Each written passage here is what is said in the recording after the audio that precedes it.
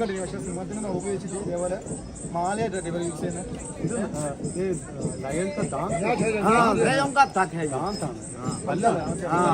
പല്ലാട്ടത് പല്ലാണ്. പിന്നെ ഇത് കാട്ടുപന്നിയാണ്.